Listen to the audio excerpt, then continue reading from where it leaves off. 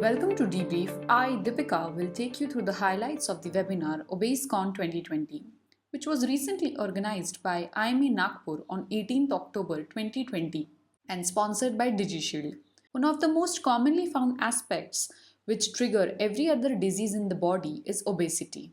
People with obesity are more likely to develop several potentially serious health problems, including heart disease and strokes. Obesity makes you more likely to have high blood pressure and abnormal cholesterol levels, which are risk factors for heart diseases and stroke. To celebrate Obesity Week and to have proper knowledge on the same, DigiShield collaborated with IMA Nagpur to update our knowledge regarding the same and the harmful complications which can arise due to ignorance. The session was kick-started by Dr. Shailesh Pitale, who is currently holding a position as a consultant endocrinologist in DEW Medicare and Trinity Hospital, Nagpur, started to speak on the topic endocrine roots of obesity. He began by explaining the basic physiology of food intake, followed by the behavioral states of both appetite and satiety centers. He classified the input to the hypothalamus into four types and explained each of them in detail. He explained the complications along with the drugs that are needed. He summarized his speech by suggesting a few tips. Let's know what they are. Give you an overview of how disturbance of normal physiology of energy balance leads to increased adipose tissue, leads to increased fat accumulation and obesity. Insulin resistance is the common endocrine abnormality leading to obesity and the classic metabolic syndrome, which is seen. Complete spectrum of metabolic syndrome should be evaluated and treated. As I showed you in the slides on metabolic syndrome, it can range from just simple obesity with acanthosis that the patient have, or in young patients, in young ladies, it can present in terms of hirsutism, acne, polycystic ovarian syndrome, to frank type 2 diabetes with obesity, with associated comorbidities like hypertension, cardiac events. So we need to look at the whole spectrum of metabolic syndrome. And I always tell the patients, especially the PCOS patients who are referred by the gynae friends, I also tell the patients and the referring gynecologist friends that it's not only the fertility issue which needs to be addressed in these patients. We need to look at the complete metabolic syndrome and the metabolic risks that these individuals, these young ladies have. Other endocrine causes like hypothyroidism have to be considered in the individual patients whom we see in our clinical practice. Dr. Mufazzal Lakrawala, who is holding a position as a director in the Digestive Health Institute, began to address the topic bariatric surgery for metabolic syndrome, choosing the right horse. He started by warning that obesity in India is on number 3 position worldwide and also that it is the mothership of all the diseases. He gave a fair idea about how metabolic syndrome term came into the picture. He pointed out the symptoms which are commonly observed in the patients, along with the various theories proposed for diabetics remission after metabolic surgery. He also shared the fact that the surgical procedure has also been improved a lot. To understand whether we operate on all cirrhosis, let's dive into the video. Do we operate on all cirrhotics? Well, not necessarily. In child's A, child's early, child's B. In child's B, if you don't have portal vein thrombosis, then it becomes an indication. Please do not operate in child's C cirrhosis at all. Up next, Dr. Imran Noor Mohammed, who is an intensivist and lifestyle coach at IAS Fitness Nagpur, began his lucid speech on the topic lifestyle modification and dietary management. He started by explaining the term lifestyle modification and the limitations of diet. He bifurcated the body composing into fat, lean mass, and H2O and began to explain the procedure of initial weight loss. He explained the importance of lean mass and the vicious circle of weight loss and regain process. To understand the goal of lifestyle modification, let's educate ourselves. So what should be the rate of weight loss? It should be aggressive or it should be slow? See, both approaches are fine as long as you have to first evaluate how motivated the patient is.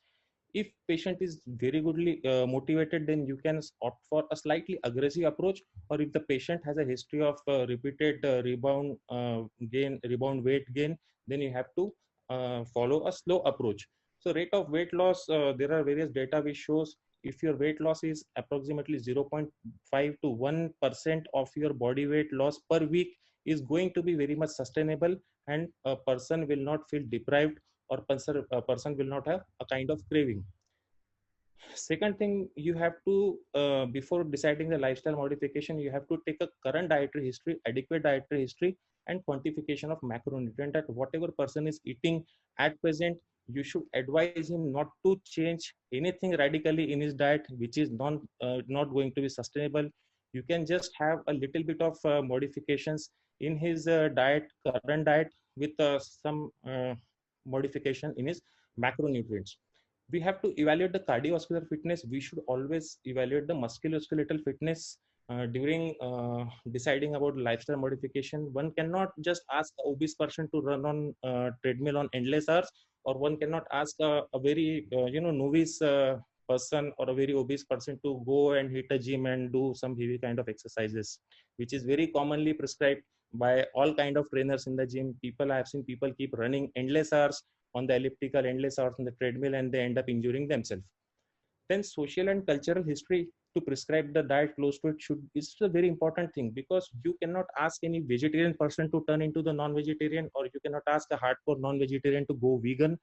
You have to keep this their dietary habits and their social life, their cultural life very much into mind while prescribing the diet.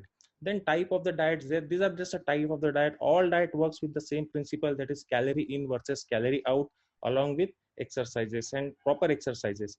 If the person is if he likes low carbohydrate, high carbohydrate, moderate carbohydrate, or ketogenic, it's fine, as long as he doesn't have contraindications to all these kinds of diet. Then diet breaks are very, very important. Behavior modification is very, very important. Diet breaks is I think it should be given every 15 day. People call it cheat meal, but cheat is something that gives a negative impact on a person's mind. Like, I have cheated, now a person cheats and then he goes into the again that cycle. Like, he start going to the crash diet, he just start fasting, this fast for 48 hours, they fast for 72 hours, or they start eating 2 meals a day within a 55 minutes window. These are all like the things which are not going to help in the long run. You have to change your behavior. You have to see the meals not as a cheat meal, but as a treat meal. Whatever goal you have achieved in the 15 days, just take a break of a single meal and go and do whatever you like. This should be your approach, and this is something which is going to be realistic in long run. Dr. Sanjay Parashar, who is a consultant plastic surgeon, began to address his chosen topic, aesthetic surgery in massive weight loss and obese patients. He classified aesthetic surgery in obese patients into three categories. He defined the definition of massive weight loss, followed by the post weight loss method. He explained the anatomical changes along with the case studies and the different procedures which can be followed. To know what he concluded, let's listen to him. So to conclude, bariatric surgery remains the treatment of choice for the extremely obese patient. Lifestyle changes for sustainable result is very important, and most of them require body lift procedures after massive weight loss. But preventing complications are important. We need to understand our limitations and challenges. That's why surgeon needs to optimize, minimize the complication. They need to provide a cost-effective surgical solution and overcome the challenges by proper assessment and planning. The webinar ended on a good note when Dr. Neha Shahu, physiotherapist in Nagpur, started to talk on the topic, "In My Strength Lies My Future." She explained the pre-participation screening is essential as exercise alone cannot help maintain a healthy lifestyle. The importance of strength training was explained in detail by her, along with the ways to improve muscle mass. The training zones were classified into 5 categories, along with their importance. Let's listen to what has to say. To sum it all, metabolism is the key. And to boost up your metabolism, it should be a mix of aerobic, endurance, strength, flexibility. This should all be part of your exercise routine. As I mentioned earlier, afterburn is crucial. The calorie burnout for light exercise, or just simple cardio, is up to a few minutes post-exercise. Moderate intensity burnout continues for a few hours. Weight training will keep it up for 12 hours. So the bottom line is, even if you're sitting idle, just think of the benefits that you'll still keep on burning so many calories. So burn while you rest. Every pound of muscle needs 50 calories extra a day. Imagine you'll get so much to eat also. Mr. Dipen Mehta, a COO, DigiShield, took the chair where he discussed in detail how DigiShield is enabling doctors to safely and securely practice these testing times of COVID-19. DigiShield can conduct a quick and effective COVID-19 carrier risk screening of every patient before visiting clinics. To watch the entire video, please visit our website www.digishield.me and click on the debrief menu.